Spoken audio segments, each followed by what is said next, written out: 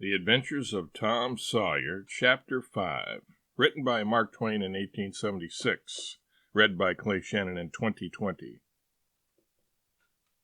About 10:30, the cracked bell of the small church began to ring, and presently the people began to gather for the morning sermon.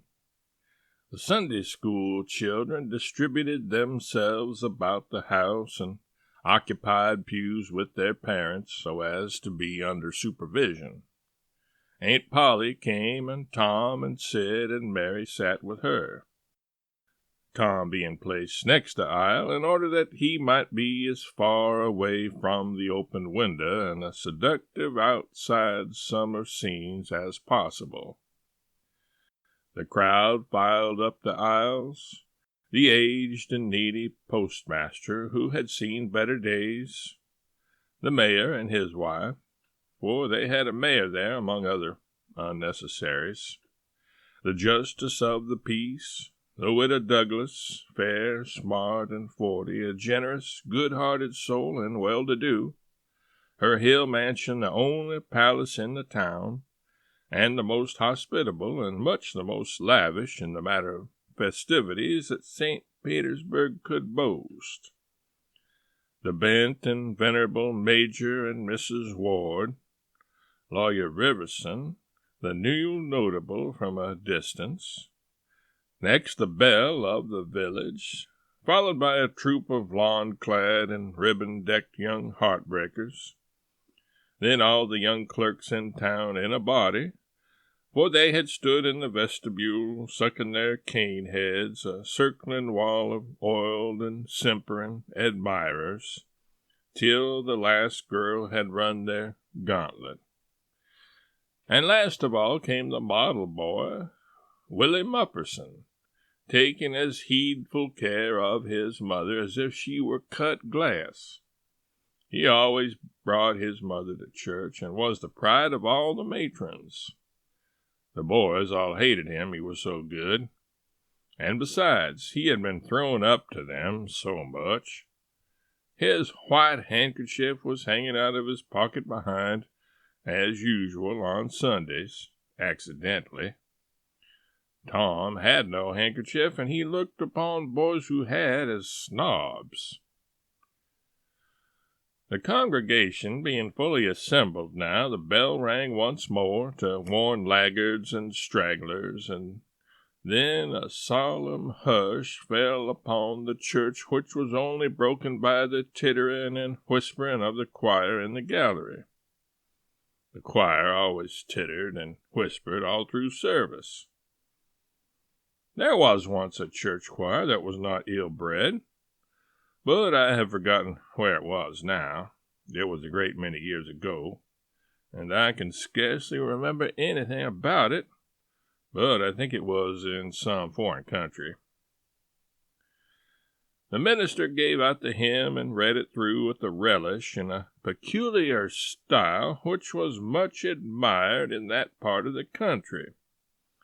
His voice began on a medium key and climbed steadily up till it reached a certain point, where it bore with strong emphasis upon the topmost word, and then plunged down as if from a springboard.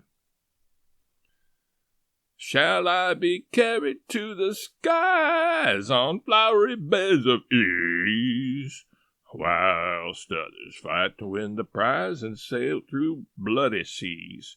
He was regarded as a wonderful reader.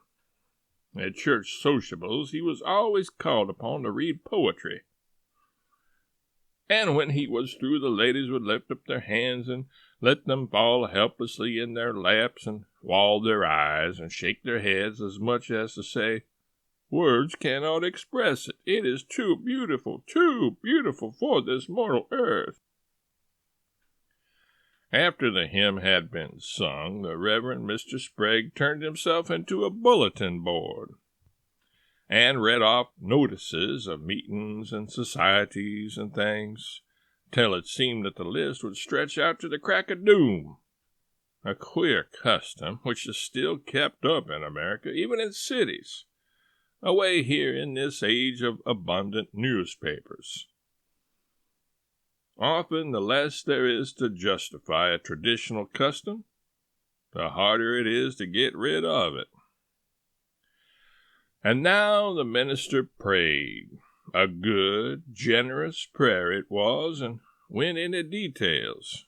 It pleaded for the church and the little children of the church, for the other churches of the village, for the village itself, for the county, for the state officers, for the United States, for the churches of the United States, for Congress, for the President, for the officers of the government, for poor sailors tossed by stormy seas, for the oppressed millions groaning under the heel of European monarchies and Oriental despotisms, for such as have the light and the good tidings, and yet have not eyes to see nor ears to hear withal, for the heathen in the far islands of the sea, and closed with the supplication that the words he was about to speak might find grace and favor, and be as seed sown in fertile ground, yielding in time a grateful harvest of good.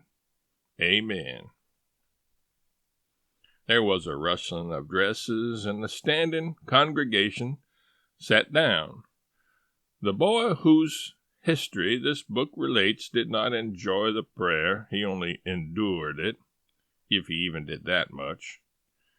He was restive all through it. He kept tally of the details of the prayer unconsciously, for he was not listening, but he knew the ground of old and the clergyman's regular route over it, and when a little trifle of new matter was interlarded, his ear detected it, and his whole nature resented it.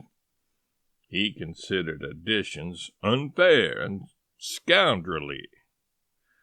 In the midst of the prayer, a fly had lit on the back of the pew in front of him, and tortured his spirit by calmly rubbing its hands together, embracing its head with its arms, and polishing it so vigorously that it seemed almost part company with the body, and the slender thread of a neck was exposed to view, scraping its wings with its hind legs and smoothing them to its body as if they had been coat-tails, going through its whole toilet as tranquilly as if it knew it was perfectly safe, as indeed it was, for as sorely as Tom's hands itched to grab for it, they did not dare. He believed his soul would be instantly destroyed if he did such a thing while the prayer was going on. But with the closing sentence, his hand began to curve and steal forward, and the instant the amen was out, the fly was a prisoner of war. His aunt detected the act and made him let it go. The minister gave out his text and droned along monotonously through an argument that was so prosy that many a head by and by began to nod. And yet it was an argument that dealt in limitless fire and brimstone, and thinned the predestined elect down to a company so small as to be hardly worth the saving. Tom counted the pages of the sermon. After church he always knew how many pages there had been, but he seldom knew anything else about the discourse. However, this time he was really interested for a little while. The minister made a grand and moving picture of the assembling together of the world's hosts at the millennium, when the lion and the lamb should lie down together and a little child should lead them. But the pathos, the lesson, the moral of the great spectacle were lost upon the boy. He only thought of the conspicuousness of the principal character before the onlooking nations. His face lit with the thought, and he said to himself that he wished he could be that child, if it was a tame lion. Now he lapsed into suffering again as the dry argument was resumed. Presently he bethought him of a treasure he had and got it out. It was a large black beetle with formidable jaws. A Pichbug, he called it. It was in a percussion cap box. The first thing the beetle did was to take him by the finger. A natural Philip followed. The beetle went floundering into the aisle and lit on its back, and the hurt finger went into the boy's mouth. The beetle lay there working its helpless legs, unable to turn over. Tom eyed it and longed for it, but it was safe out of his reach. Other people, uninterested in the sermon, found relief in the beetle, and they eyed it too. Presently, a vagrant poodle dog came idling along, sad at heart, lazy with the summer softness and the quiet, weary of captivity, signed for change. He spied the beetle. The drooping tail lifted and wagged. He surveyed the prize, walked around it, smelt at it from a safe distance, walked around it again, grew bolder and took a closer smell, then lifted his lip and made a gingerly snatch at it, just missing it. Made another and another. Began to enjoy the diversion. Subsided to his stomach with the beetle between his paws, and continued his experiments. Grew weary at last, and then indifferent and absent-minded. His head nodded, and little by little his chin descended and touched the enemy, who seized it. There was a sharp yelp, a flirt of the poodle's head, and the beetle fell a couple of yards away and lit on its back once more. The neighboring spectators shook with a gentle inward joy. Several faces went behind fans and handkerchiefs, and Tom was entirely happy. The dog looked foolish and probably felt so, but there was resentment in his heart, too, and a craving for revenge. So he went to the beetle and began a wary attack on it again, jumping at it from every point of a circle, lighting with his forepaws within an inch of the creature, making ever closer snatches at it with his teeth, and jerking his head till his ears flapped again.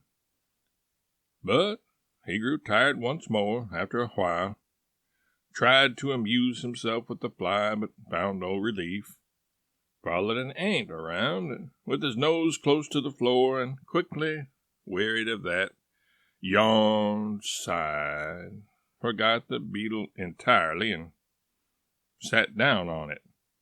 Then there was a wild yelp of agony, and the poodle went sailing up the aisle. The yelps continued, and so did the dog. He crossed the house in front of the altar. He flew down the other aisle. He crossed before the doors. He clambered up the home stretch. His anguish grew with his progress, till presently he was but a woolly comet moving in its orbit with the gleam and the speed of light. At last the frantic sufferer sheered from its course and sprang into its master's lap. He flung it out of the window, and the voice of distress quickly thinned away and died in the distance. By this time the whole church was red-faced and suffocating with suppressed laughter, and the sermon had come to a dead standstill. The discourse was resumed presently, but it went lame and halting, all possibility of impressiveness being at an end. For even the gravest sentiments were constantly being received with a smothered burst of unholy mirth, under cover of some remote pew-back, as if the poor parson had said a rarely facetious thing. It was a genuine relief to the whole congregation when the ordeal was over and the benediction pronounced.